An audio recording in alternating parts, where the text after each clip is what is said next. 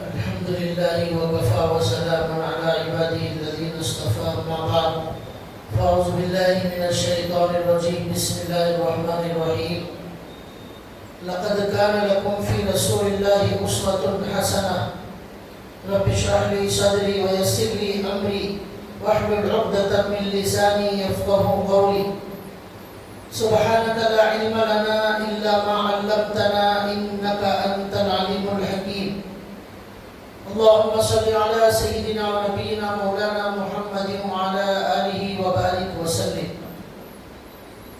محترم دینی بھائیوں، اللہ تعالیٰ نے ہمارے نبی صلی اللہ علیہ وسلم پر قرآن کریم نازل فرمایا اور اللہ تعالیٰ نے ہمارے نبی صلی اللہ علیہ وسلم کے ذریعے اس امت تک دین کو پہنچایا اور حدیثوں کو اللہ کے نبی کے ذریعے اس امت تک پہنچایا۔ 23 سال کی طویل مدت میں ہمارے نبی صلی اللہ علیہ وسلم نے بڑی قربانیوں کے بعد، بہت تکلیفوں کے بعد اس امت کو دین کا اور اسلام کا صحیح راستہ بتایا، جنت کا راستہ بتایا، جہنم کو جانے کے راستے سے بچایا اور صاف صاف بتا دیا کہ جنت کا راستہ کیا ہے، جہنم کا راستہ کیا ہے۔ اور ہمارے نبی اپنی زندگی کے آخری خطبے میں حجۃ الوداع میں ہمارے نبی صحابہ سے کہتے ہیں آخری زندگی میں کہ ترکت فیکم امرین لن تضلوا ما تمسکتم بہما، میں نے مسلمانوں میں قرآن اور حدیث کو چھوڑا ہے، جب تک یہ امت اس قرآن اور حدیث کو مضبوطی سے تھامے گی، مضبوطی سے پکڑے گی، یہ امت کبھی گمراہ نہیں ہوگی۔ لن تضلوا، ہرگز یہ امت گمراہ نہیں ہوگی۔ کب تک؟ ما تمسکتم بہما، جب تک قرآن حدیث کو مضبوطی سے پکڑے رہیں گے۔ اور جس دن قرآن اور حدیث کو چھوڑ دیں گے، وہاں منمانی چیزوں کا اضافہ کریں گے، اپنی عقل سے دین کے اندر نئی نئی باتیں پیدا کریں گے، وہاں یہ امت گمراہی کے راستے پر چلی جائے گی۔ اللہ کے نبی نے کہا عزو علیہا بالنواجذ، اس قرآن اور حدیث کو، اس دین کو دانتوں سے مضبوط پکڑ لینا، کسی قیمت پر مت چھوڑنا۔ قرآن کریم میں اللہ نے فرمایا ان ھذا صراطی مستقیما فاتبعوہ، یہ میرا بالکل سیدھا راستہ ہے جو جنت تک جا رہا ہے۔ وَلَا تَتَّبِعُوا السُّبُلَ فَتَفَرَّقَ بِكُمْ عَنْ سَبِيلِهِ، بہت سارے راستے ہیں یہاں دین کے نام پر، اسلام کے نام پر بہت سارے راستے آپ کو نظر آئیں گے، وہ راستے جہنم کی طرف جا رہے ہیں، ان راستوں کی اتباع مت کرو، سیدھا راستہ اہدنا الصراط المستقیم۔ ہر رکعت میں کیا پڑھتے ہیں؟ اے اللہ ہمیں سیدھا راستہ بتا دیجئے۔ ہر رکعت میں، ہر نماز میں اہدنا الصراط المستقیم، صبح سے لے کر رات تک 50 مرتبہ اے اللہ ہمیں سیدھا راستہ بتا، اے اللہ ہمیں سیدھا راستہ بتا۔ آخر اتنی زیادہ دنیا میں سب سے زیادہ جو دعا کی جاتی ہے وہ یہی دعا ہے، کیا ہے؟ اے اللہ ہمیں سیدھا راستہ بتا، اے اللہ ہمیں سیدھا راستہ بتا۔ معلوم ہوا کہ شیطان ہمیں سیدھے راستے سے بھٹکانے کی کوشش بہت زیادہ کرتا ہے، اس لیے سیدھے راستے میں کامیابی ہے، سیدھے راستے میں نجات۔ اور سیدھا راستہ کون سا ہے؟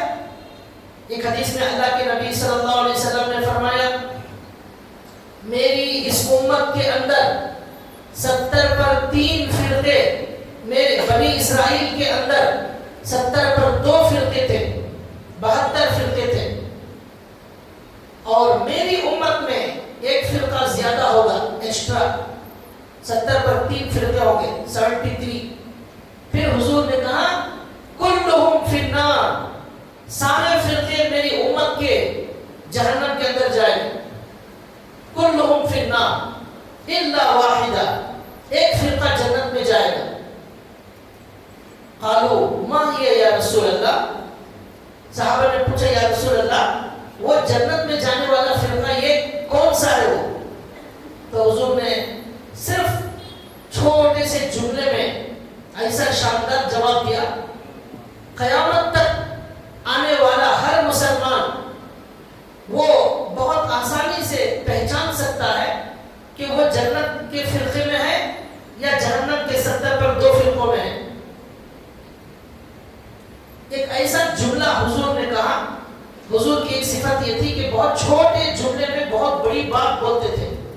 حضور کے ایک جملے کی تشریح کرنے کے لیے 10-10 15-15 صفحات لکھے گئے، 100 صفحات لکھے گئے.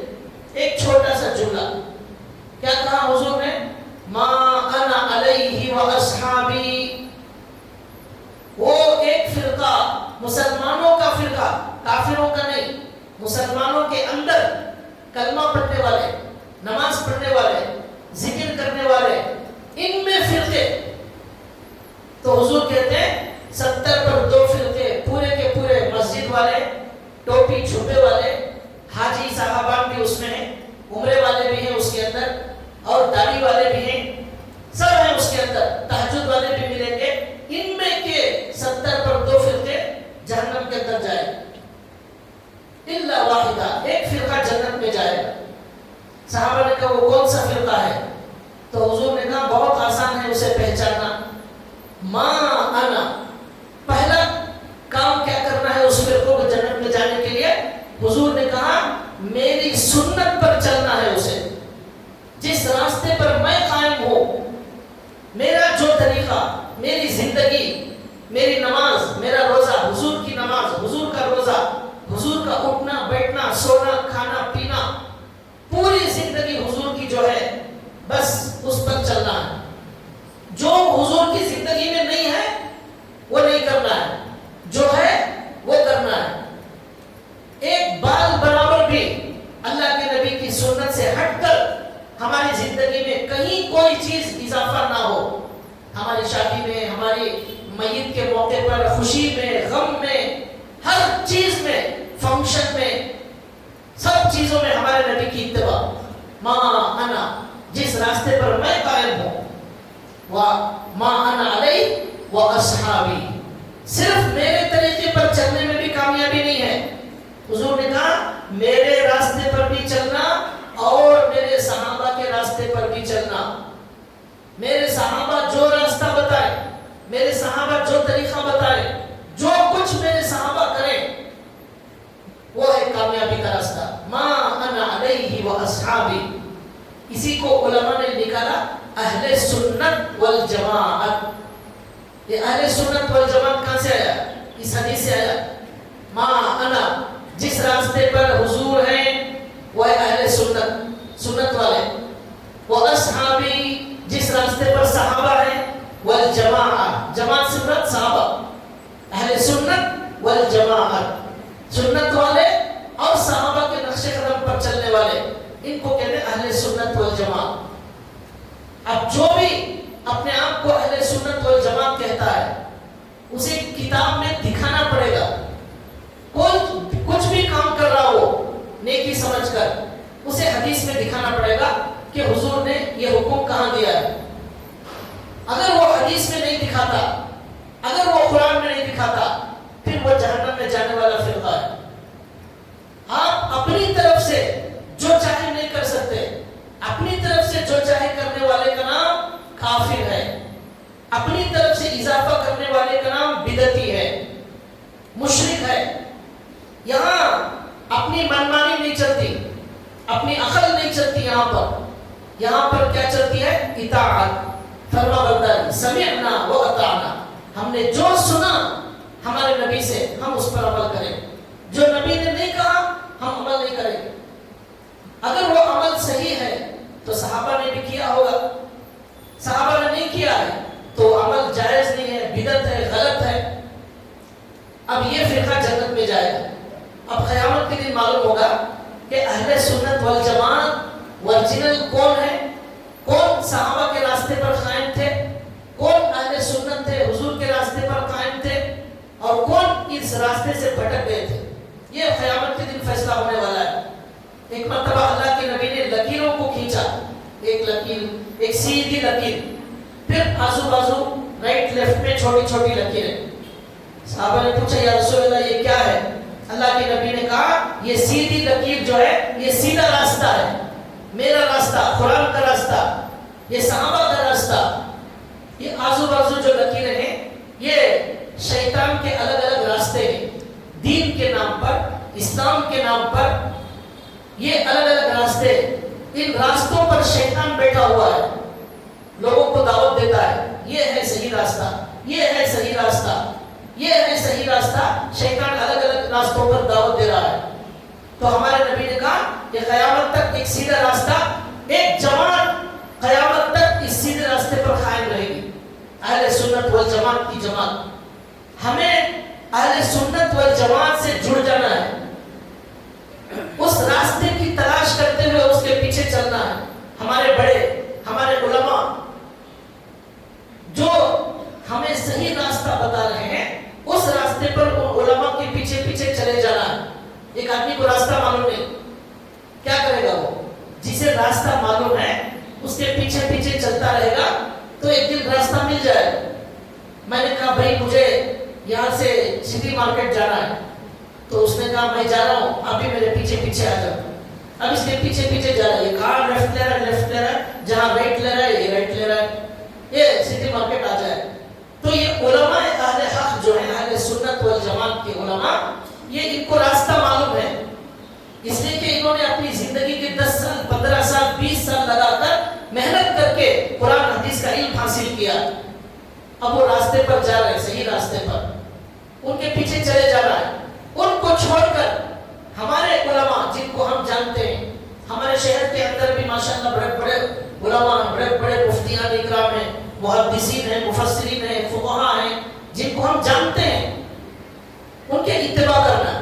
جن کو نہیں جانتے، جن کا نام نہیں سنا، جن کے اعمال، اخلاق، ان کا علم ہمیں کچھ پتہ نہیں ہے، پہلی بار زندگی میں دیکھ رہے ہیں۔ ہر داڑھی والا عالم نہیں ہوتا، ہر پگڑی والا وہ مفتی نہیں ہوتا، ہر ڈیزائن والا، چمک دمک والا وہ رہبر نہیں ہوتا۔ اس زمانے کا سب سے بڑا عظیم فتنہ یہ ہے، ہر آدمی آج مفتی بن گیا ہے، ہر آدمی آج شیخ الحدیث بن گیا۔ بس پگڑی پہن لیجئے اور ایک جھبا لمبا ڈال لیجئے اور شاندار لباس چمک دمک کا پہن لیجئے، بس اس کے پیچھے جاہلوں کی ایک جماعت چل رہی ہے۔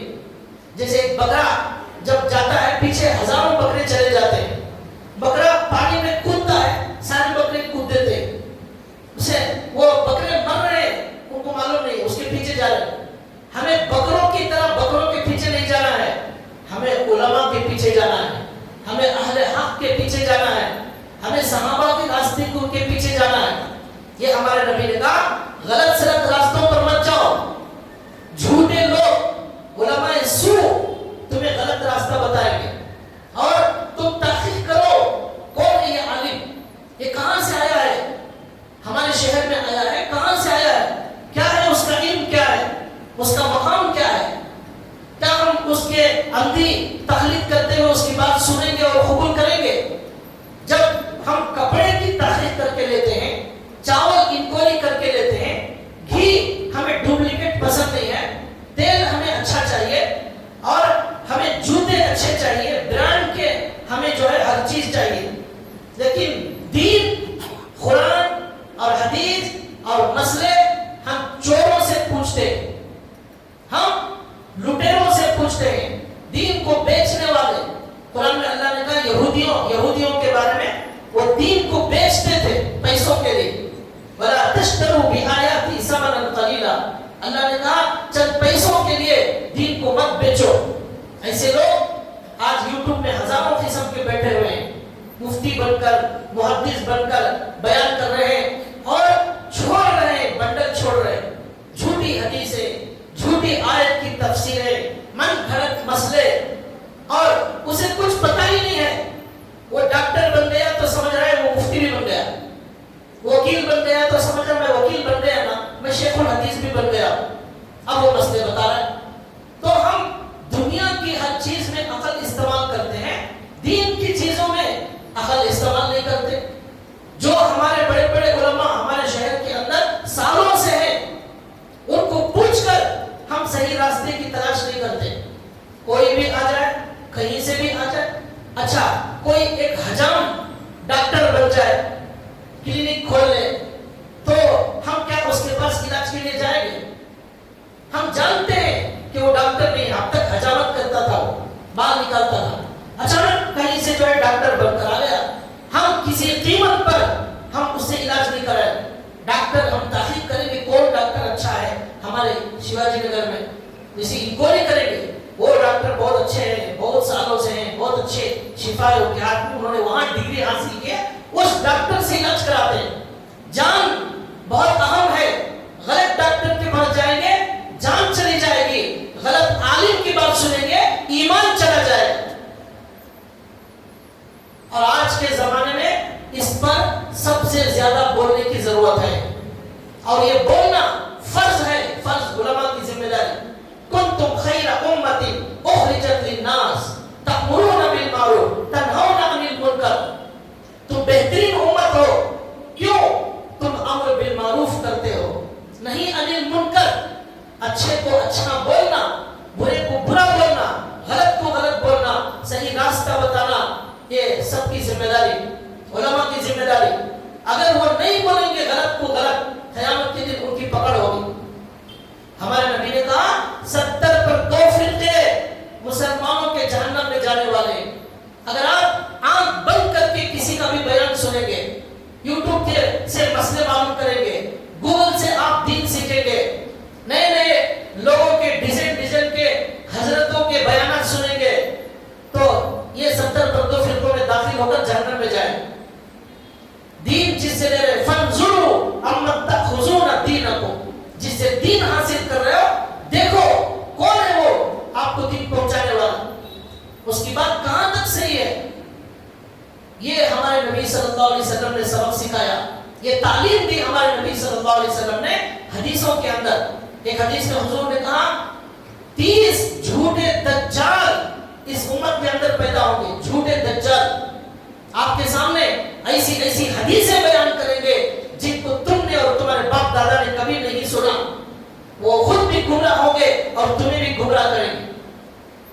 ہر آدمی آج جو ہے جاہلوں کی بات سن رہا ہے، جاہلوں کے بیانات سن رہا ہے، ریل سن رہا ہے، اور وہ بھیج رہا ہے، فارورڈ کر رہا ہے واٹس ایپ کے اندر.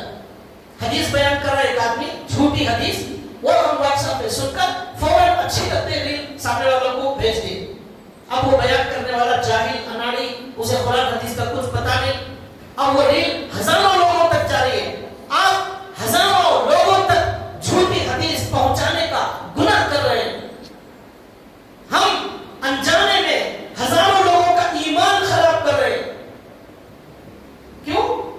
ہمیں کیا ضرورت تھی؟ قرآن اور حدیث کی بات ہم نے جانا نہیں، ہم نے تحقیق نہیں کی، ہم فارورڈ کر رہے ہیں اور لوگ گمراہ ہو رہے ہیں، لوگ عمل کر رہے ہیں عجیب و غریب طریقے سے گمراہی.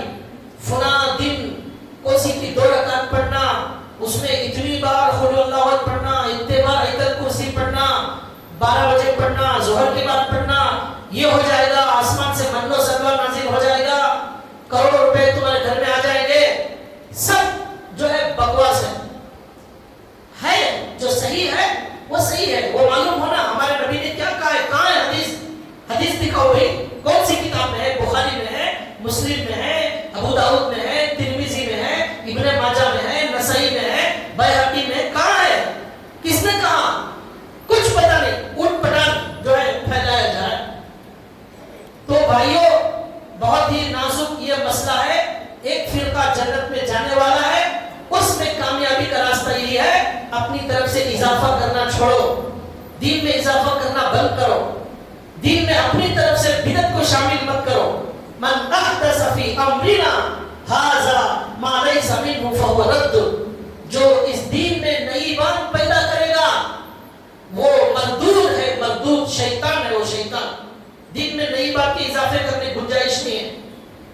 لیکن آج کیا ہو رہا ہے؟ آج جہالت زیادہ سے زیادہ پھیلتی جا رہی ہے اور دنیا جو ہے وہ جو غلط فرقے ہیں 70 جہنم میں جانے والے، ہم جانے انجانے میں ان غلط راستوں پر چل پڑے. بہت ساری ایسی چیزیں پیدا ہو گئی. اس کے اندر ابھی جو ربیع الاول گیا 12 ربیع الاول، اس کے اندر لوگوں نے میلاد منایا، مسلمانوں نے پورے ہندوستان میں اور بھی کئی جگہ دوسری جگہ ہندوستان میں عید میلاد منایا. اس کے اندر کیا ہوا؟ ساری چیزیں یوٹیوب کے اندر ویڈیو میں موجود ہے. کہیں لڑکیوں کا ڈانس ہو رہا ہے میلاد کے نام پر. ہماری لڑکیاں، ہماری مسلمان بچیاں روڈوں پر ڈانس کر رہی ہیں. ہمارے نوجوان ان کا ڈانس دیکھ رہے ہیں. کیا ہے یہ؟ ہمارے نبی پیدا ہوئے آج کے دن، اس لیے ہم ڈانس کر رہے ہیں. ہمارے نوجوان یہ ٹینی روڈ کے اندر ہمارے دوست نے اسی وقت ویڈیو بنا کر بھیجا. ابھی تازہ چل رہا ہے ڈانس یہاں میلاد کے نام پر، وہاں سے آ رہا ہے. اس کے اندر لوگ گانا ڈالے ہوئے ہیں اور ناچ رہے ہیں. یہ کیا ہو رہا ہے؟ حضور کا میلاد. حضور کو جو ہے یہ کیا اس ڈانس سے حضور کو خوشی ہوگی؟ ڈی جے، اتنے بڑے بڑے ڈی جے، یہ اوپر یہ پورے 3 فلور مسجد ہے نا، اتنے بڑے بڑے ڈی جے. یہ ہندوستان میں کہیں یوپی کی جگہ یہ بڑے بڑے ڈی جے کے اوپر چڑھ کر ڈانس کر رہے ہیں لڑکے اور لڑکیاں. اور وہ جو میوزک کا جو ڈانس کا بج رہا ہے اس کے نیچے نام لکھا ہوا ہے محمد رسول اللہ. محمد رسول اللہ کا بیانر، اس بیانر پر چڑھ کر ہماری لڑکیاں ڈانس کر رہی ہیں، ہمارے لڑکے نوجوان ڈانس کر رہے ہیں. عید میلاد کے دن یہ جو ڈانس کرنے والے ہیں انہوں نے فجر کی نماز نہیں پڑھی، انہوں نے ظہر کی نماز نہیں پڑھی، انہوں نے عصر اور مغرب کی نماز نہیں پڑھی. قرآن میں 70 پر 2 جگہ اقیم الصلاۃ، اقیم الصلاۃ، اقیم الصلاۃ، نماز قائم کرو، نماز قائم کرو، نماز قائم کرو، یہ حکم دیا گیا ہے. لیکن اس پر عمل نہیں کریں گے. عید میلاد کے بارے میں 12 ربیع الاول کو ہمارے نبی پیدا ہونے کی روایت بھی ہے، وفات ہونے کی روایت بھی ہے. ہمارے نبی کی وفات بھی اسی دن ہوئی. یہ ڈانس کرنے والے ہمارے نبی کی پیدائش پر ڈانس کر رہے ہیں یا حضور کی وفات پر ڈانس کر رہے ہیں؟ پہلے 12 وفات بولتے تھے، آپ سنو گے 12 وفات 12 وفات. کیا ہے 12 وفات؟ یعنی 12 ربیع الاول کو حضور کی وفات ہوئی. یہ صحیح ہے، 12 ربیع الاول کو حضور کی وفات ہوئی، پیدائش بھی ہوئی. لیکن پیدائش کے بارے میں 9 ربیع الاول کا بھی قول ہے اور بھی الگ الگ اقوال. تو حضور کی وفات پر ڈانس. ایک صاحب پوچھ رہے ہیں حضرت آج مٹن بریانی بنانا کی چکن بریانی بنانا؟ عید کے میلاد، آج عید ہے نا، عید کے دن کیا بنانا؟ ہمارے نبی صلی اللہ علیہ وسلم کی زندگی میں یہ میلاد کا دن ہماری نبی کی زندگی میں 60 پر 3 بار آیا.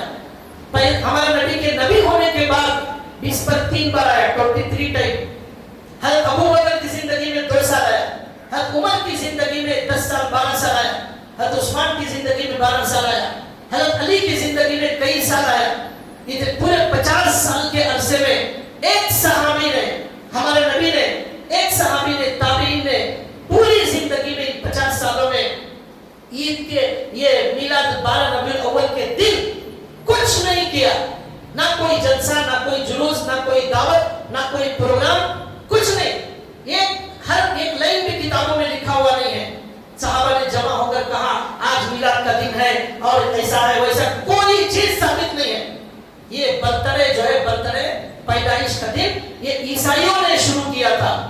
برتھڈے عیسائی مناتے ہیں، وہاں سے یہ ہمارے دین کے، ہمارے مسلمانوں کے اندر آ گئے. اور دھیرے دھیرے شیطان کیا کرتا ہے؟ لوگوں کو گمراہ کرنے کے لیے بڑا اچھا لیبل دیتا ہے. ہمارے نبی کا عشق، ہمارے نبی سے محبت کی دلیل، یہ اچھا لیبل. لیکن اس لیبل کے ذریعے سے شیطان بدعت کا کام کراتا ہے، ڈانس کراتا ہے، ناچنے لگاتا ہے. ہمارے نبی کے جو بینر ہیں محمد رسول اللہ کے، وہ بہت سارے بینر لگے ہوئے ہیں کئی جگہ. اب 2-4 دن کے بعد وہ بینر سب چھڑنا شروع ہو جائیں گے. ہمارے نبی کا نام پیروں میں روندا جائے گا. وہ جھنڈے جس میں ہمارے نبی کا نام لکھا ہوا ہے وہ کچرے میں پھینک دیے جائیں گے. کتے، گھوس، جانور وہ کچرے کو کھائیں گے، وہ لے جا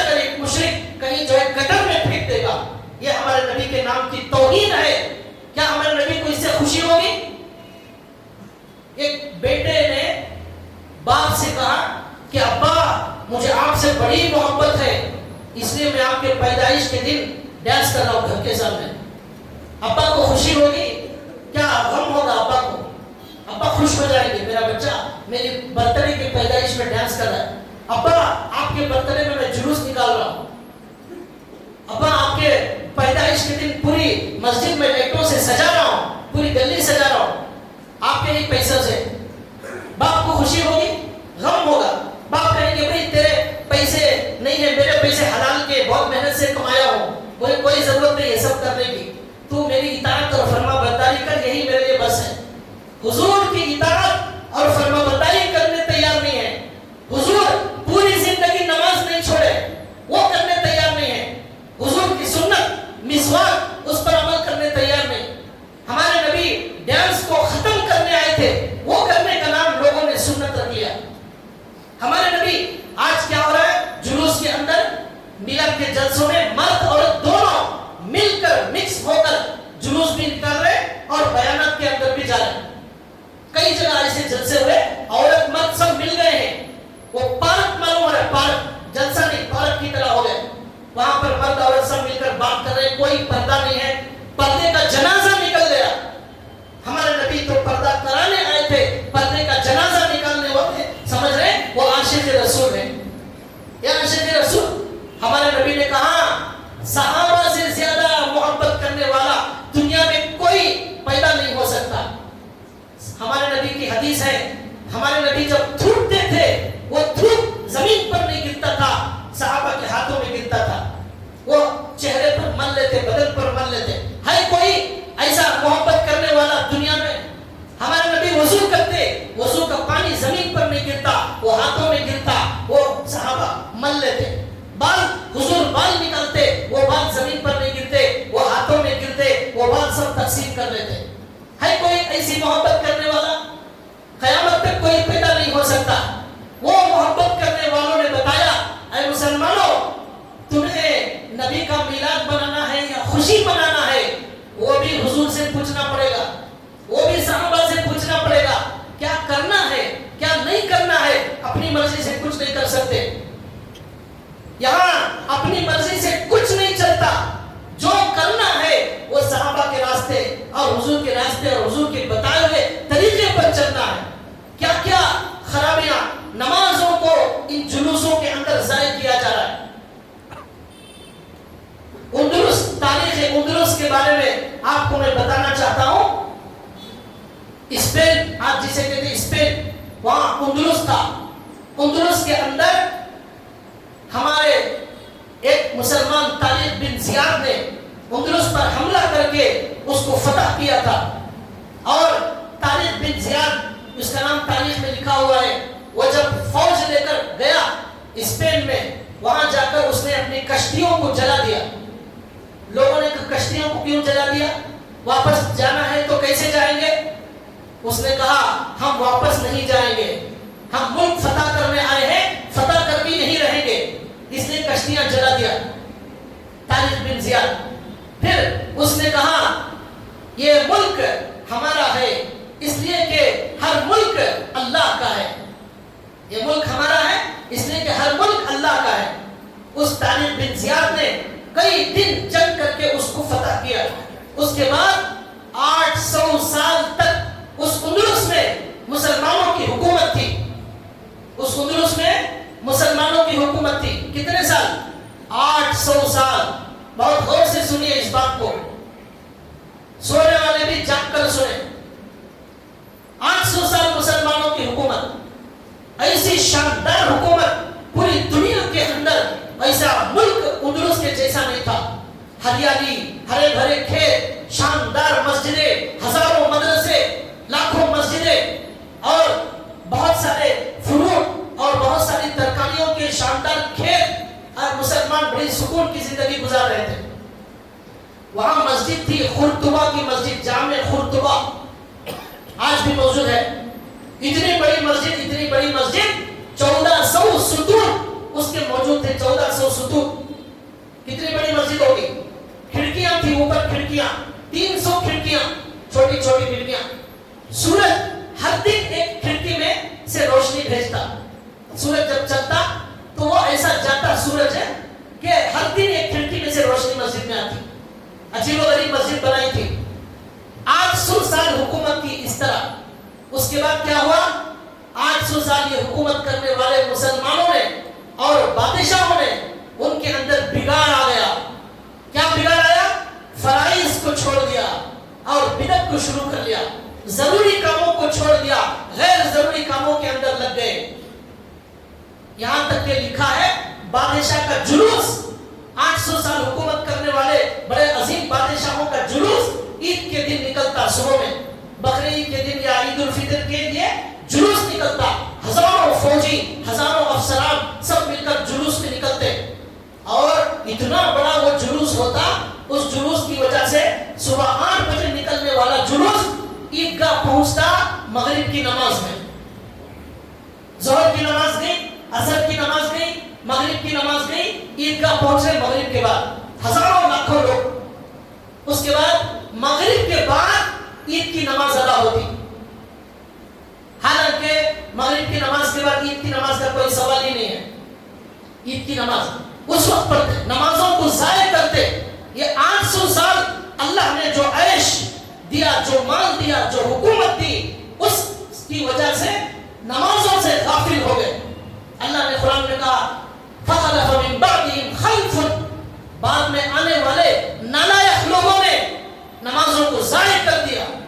اضاعوا الصلاۃ واتبعوا الشہوات, اپنے خواہشوں کے پیچھے چلنے لگے. اللہ نے کہا قرآن میں تو ایسا کرنے لگے وہ اندلس والے. کیا ہوا؟ اللہ کا عذاب آیا. اللہ نے عذاب کا فیصلہ کیا. اللہ بہت طاقتور ہے. 800 سال کی حکومت کو اللہ 8 منٹ میں ختم کر سکتے ہیں. وہ اللہ صرف کن بولتے ہیں, سب ختم ہو جاتا ہے. ابھی 2-4 دن پہلے نیپال کے اندر عذاب آیا, سیلاب آیا مٹی کا. اس کے اندر اب تک 200-300 لوگ مر گئے, ہزاروں لوگ لاپتہ ہیں. ہندوستان کے بھی لوگ لاپتہ ہیں. وہ ویڈیو ہے, ڈانس کر رہے تھے وہاں لوگ, کوئی بڑی عمارت ڈانس چل رہا تھا. آیا سیلاب, سب ختم. یہ جو بادشاہ تھا اندلس کے اندر فجر میں جلوس نکال کر مغرب میں جا رہا ہے. عید کی نماز مغرب میں پڑھ رہا ہے. گویا کہ شریعت اس کے باپ کی شریعت ہے, جو چاہے کر سکتا ہے. یہ منمانی جب کی, اللہ نے آسمانوں پر اپنا فیصلہ بدل دیا اور کہا یہ امت جب فرائض کو چھوڑ کر اپنی منمانی دین پر چلے گی اللہ کا عذاب آئے گا. چنانچہ ایسی شاندار حکومت, اس کے ختم ہونے کا کوئی تصور نہیں کر سکتا. اللہ نے عیسائی ظالم بادشاہوں کو اندلس پر مسلط کر دیا.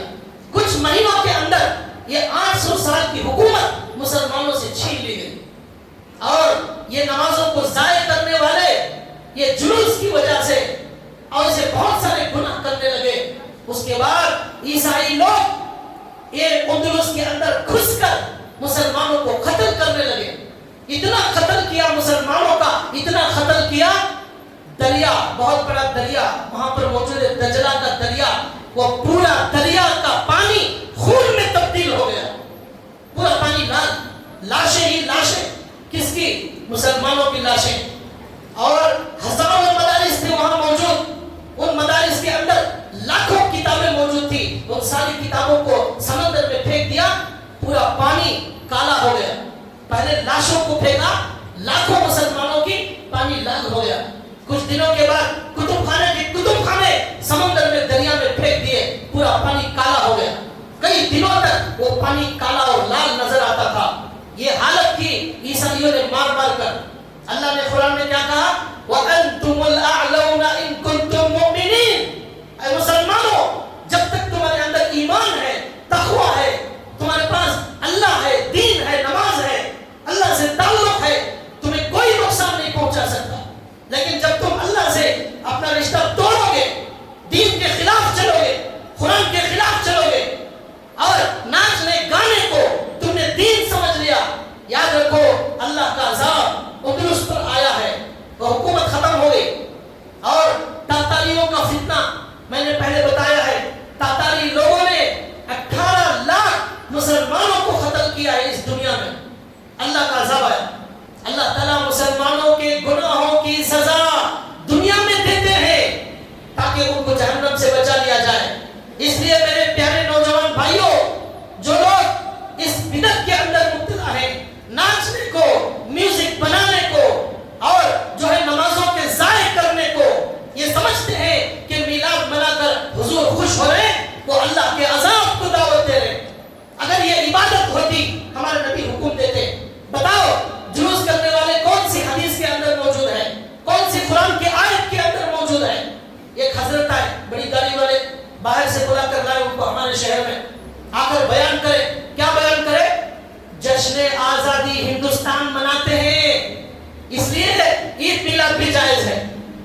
اسے کہتے ہیں مارے گھٹنا پھوٹے سر. کیا ہے دلیل؟ ہے مارے گھٹنے کو مارے سر پھوٹ رہا ہے. یہ دلیل کا کوئی جوڑ ہی نہیں ہے. ہندوستان کی آزادی میں جشن مناتے ہیں اس لیے میلاد کا جشن بھی جائز ہے. یہ بیان سن کر ہمارے مسلمان بنگلور کے سبحان اللہ بیان سبحان اللہ پیسے دے کر گویا کہ پہلے ہی رکھا ہوا ہے ان کو سبحان اللہ بولنے کے لیے. یہاں صحیح جو بیان ہوتا ہے یہاں کوئی سبحان اللہ بولتا ہی نہیں. یہ ایسی دلیلوں پر سبحان اللہ نعرے لگ رہے. عجیب و غریب تماشا ہو رہا ہے. یہ جو ہے جشن آزادی یہ ہم ثواب کا کام سمجھ کر نہیں کرتے, دین کا کام سمجھ کر نہیں کرتے. بڑا فرق ہے دونوں میں. آپ دین کا کام سمجھ کر کوئی نیا کام کریں گے وہ بدعت ہے. دنیا کا کوئی کام جشن آزادی دنیا ہے. کوئی بھی پروگرام کر سکتے ہیں. ہمارے گھروں میں ہر دن پروگرام ہوتا ہے, ہر دن دعوت ہوتی ہے. کوئی جو ہے سی ایم کا پروگرام ہو گیا, مسجد میں کوئی پروگرام ہو گیا. دنیا کے پروگرام اسے ثواب سنت جنت جشن آزادی ہم جو مناتے ہیں یہ سمجھ کر نہیں کہ ہمیں جنت الفردوس ملے گی, یہ سمجھ کر نہیں مناتے. حضور کی روح کو خوشی ہو جائے گی یہ سمجھ کر نہیں مناتے. وہ دنیا کا ایک پروگرام ہے. یہاں جو میلاد منا رہے یہ سمجھ کر کہ یہ جو ہے حضور کو خوش کرنے کے لیے, اللہ کو خوش کرنے ثواب ملے گا, یہ غلط ہے. یہ دونوں میں بڑا فرق. ایسے بیان کرنے والے آ رہے اور لوگ یہاں پر سبحان اللہ الحمدللہ کہہ رہے. تو بھائیوں آج ضرورت ہے ان سب چیزوں پر بولنے کی. اگر نہیں بولیں گے وہی 70 پردوں فرقوں کے اندر لوگ چلے جائیں گے. اور ایسے حضرت جو بیان کر رہے تھے انہوں نے یہ بھی بیان کیا کچھ دن پہلے مکہ اور مدینہ کے امام کے پیچھے نماز نہیں ہوتی, کافر ہے. مکے کے امام کافر, مدینے کے امام کافر ہیں, ان کے پیچھے نماز نہیں ہوتی. یہ بیان کرنے والے حضرت کیا بیان کر رہے ہیں؟ یہ جشن آزادی جائز ہے اس لیے جشن میلاد النبی جائز ہے. عجیب و غریب دلیل ہے, کوئی جوڑ ہی نہیں ہے. ارے حدیث میں دکھاؤ, بخاری میں دکھاؤ, مسلم میں دکھاؤ, ترمذی میں دکھاؤ, عمر کی زندگی میں دکھاؤ, ابو بکر کی زندگی میں دکھاؤ. وہ دکھانے تیار نہیں, یہ دلیل دے رہے. کیا آپ مکے کے اندر حج کرنے عمرہ کرنے جاتے ہیں, آپ سب کیا کسی کافر کے پیچھے نماز پڑھ رہے ہیں؟ کیا اللہ تعالیٰ کسی کافر کو مکے جیسی مقدس جگہ میں امام بنائے گا؟ کیا اللہ مدینے جیسی مقدس جگہ میں ہمارے روزے, ہمارے نبی کے روزے کے بازو کسی کافر کو امام بنائے گا؟ ایسے لوگ آج آپ کو گمراہ کرنے کے لیے آپ کے شہر میں آ کر بول رہے ہیں, لیکن جو ہے لوگ انہیں صحیح سمجھ رہے ہیں. یہ بھائیوں آج یہ جو ہے دین کو لینے کے لیے بڑے آنکھیں کھول کر زندگی گزارنے کی ضرورت ہے. ہمارے علماء نے, ہمارے بڑوں نے, ہمارے مدارس والوں نے اسی لیے جو ہے مدارس کو قائم کیا ہے. وہاں پر قرآن کی حفاظت ہوتی ہے, حدیث کی حفاظت ہوتی ہے. ہر مدرسے کے اندر تفسیر کی ٹیم ہے, حدیث کی ٹیم ہے, فقہاء کی ٹیم موجود ہے. وہاں پر زیر زبر پر بحث کی جاتی ہے. الحمدللہ رب العالمین, رب العالمین کیوں ہے, رب العالمین کیوں نہیں ہے؟ کیوں قرآن کی حفاظت کیا جا رہا ہے مدارس میں. آپ سب لوگ مدارس کو چندہ دیتے ہیں, کروڑوں روپے کا چندہ دیتے ہیں. وہ چندہ کیوں دیتے ہیں آپ لوگ؟ اس لیے دیتے ہیں قرآن اور حدیث کی حفاظت مدرسے کے اندر ہو رہی ہے. وہ مدرسے والے قرآن حدیث کا جو راستہ ہمیں بتائیں گے ہم اور ہمارے بچے اس راستے پر چلیں گے, اس لیے آپ کروڑوں روپے دیتے ہیں. لیکن کیا ہو رہا ہے مدارس کے اندر قرآن کے لہجے پر محنت ہو رہی ہے, قرآن کے حفظ پر محنت ہو رہی ہے. آپ کے علماء نے, ہمارے بڑوں نے, مدارس والوں نے کیسی قربانی دے کر اس دین کی حفاظت کی, قرآن کی حفاظت کی, حدیث کی حفاظت کی, تاکہ دین میں کوئی بدعت پیدا نہ ہو. آج ہر جاہل اور گانجا مارنے والے نوجوان, ڈانس کرنے والے, وہ اپنے آپ کو عاشق رسول سمجھ رہے ہیں اور سب جو ایک تماشا چل رہا ہے. اس کو روکنا آپ سب کی ذمہ داری, ہماری ذمہ داری. یہ غلط کام کرنے والے یہ ہمارے ہی بچے, یہ ہمارے بھائی ہیں. ان کو سمجھانے کی ضرورت ہے, ان کو بتانے کی ضرورت ہے صحیح کیا ہے غلط کیا ہے. اس قرآن کی, اس حدیث کی حفاظت کے لیے امام اعظم ابو حنیفہ رحمۃ اللہ علیہ نے اپنی پوری زندگی لگائی. آخر میں جیل میں امام اعظم ابو حنیفہ کا انتقال ہو گیا, زہر دے کر امام صاحب کو مار دیا گیا. یہ امام صاحب نے کیوں قربانی دی قرآن اور حدیث کی حفاظت کے لیے. امام احمد بن حنبل کو 70 سال کی عمر میں کوڑے مارے گئے. حضرت لکھتے ہیں علی میاں صاحب, وہ کوڑے اگر ہاتھی کو مارے جاتے, ہاتھی ज्यादती बर्दाश्त न करता। वो कोड़े इमाम अहमद बिन हंबल को मारे गए, उन्होंने बर्दाश्त किया। क्यों? कुरान और हदीस की हिफाजत के लिए, ये उम्मत तक कुरान और हदीस सही पहुंचाने के लिए। ये उम्मत जब कुरान और हदीस से हट जाएगी, इसे जहन्नम से बचाने कोई जहन्नम से इसे नहीं बचा सकता। इमाम मालिक को गधे पर बिठाकर पूरा मदीना घुमाया गया, काला मुंह काला कर दिया गया। उन्होंने कुर्बानी दी कुरान और हदीस की हिफाजत के लिए। इमाम बुखारी 5-7,000 हदीसें बुखारी के अंदर मौजूद हैं। 1,000 असातिज़ा से इल्म हासिल किया, 90,000 शागिर्दों को हदीस पहुंचाया। इमाम बुखारी रहमतुल्लाह ने कितनी कुर्बानी के साथ इल्म हासिल किया। खाने के लिए खाना नहीं था, पत्ते चबाकर इल्म हासिल करते थे। पहनने के लिए कपड़े मौजूद नहीं थे, इमाम बुखारी ने कपड़े नहीं थे, उनके साथियों ने चंदा दिया, वो कपड़े पहनकर इल्म हासिल किया। क्यों? ये कुर्बानी क्यों दी? ताकि आने वाले मुसलमान कुरान और हदीस को मजबूत पकड़े रहे। आज बुखारी शरीफ असहुल किताब इबादत किताबिल्लाह, कुरान के बाद सबसे ज्यादा सही किताब अगर कोई है वो बुखारी शरीफ है। ये क्यों? ये कारनामा क्यों किया गया? कुरान और हदीस पर चलने में नजात है। भाइयों, कुरान और हदीस को कभी मत छोड़ो, उलमाए हक का दामन कभी मत छोड़ो, वरना गुमराही से कोई बचा नहीं सकता।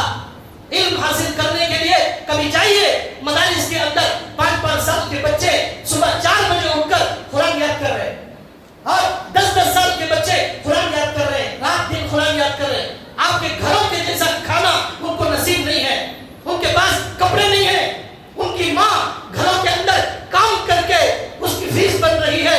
मदारिस के अंदर कुरान हदीस की हिफाजत की जा रही है, लोग सड़कों पर कुरान हदीस का जनाजा निकाल रहे हैं।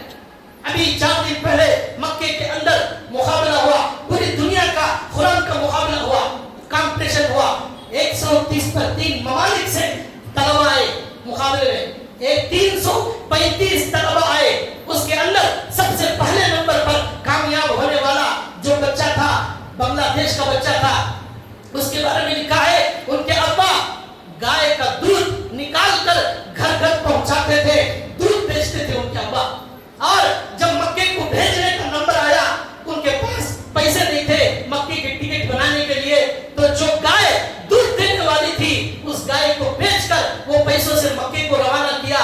वो बच्चा 30 पर 335 बच्चों में पहला नंबर आया, 133 ममालिक के अंदर पहले नंबर पर आया कुरान के मुकाबले में। और उसी दिन आधे घंटे में 1.5 करोड़ रुपए का इनाम मिला। उनके बाप कितने खुश नसीब हैं, सलाम है उनके बाप पर। ये दुनिया का एजाज है, आखिरत में तो एजाज अल्लाह करेंगे। इमाम बुखारी जब उनको दुश्मनों ने अपने वतन से निकाल दिया, तो आखिर में कोई मुल्क इमाम बुखारी को रखने तैयार नहीं हुआ। पूरे लोगों ने वतन से बाहर निकाल दिया। उन्होंने कहा, अल्लाह अब मेरे पास कोई जमीन मौजूद नहीं है, अब आप मुझे अपने पास बुला लीजिए। तो फुटपाथ पर इमाम बुखारी की मौत हो गई, कोई घर नसीब नहीं हुआ उनको इंतकाल होने के लिए। 7,000 हदीसें हमारे तक उन्होंने पहुंचाई, ताकि ये उम्मत हदीस को छोड़कर अपनी मनमानी दीन पर, मनमानी रास्ते पर ना चले। इमाम बुखारी उनके इंतकाल के बाद उनकी खबर से कई दिनों तक खुशबू आती थी।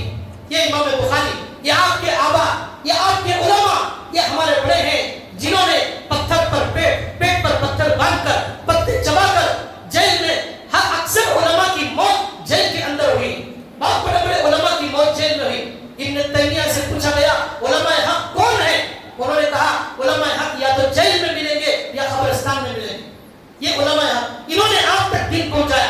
आप अपने करोड़ों रुपए हलाल के मदारिस के अंदर भेजते हैं कुरान और हदीस की हिफाजत के लिए, और आप हम खुद दीन का मजाक उड़ाते, सुन्नत का मजाक उड़ाते, बिदअत के अंदर मुब्तला हो जाते। अल्लाह हमें माफ फरमाए।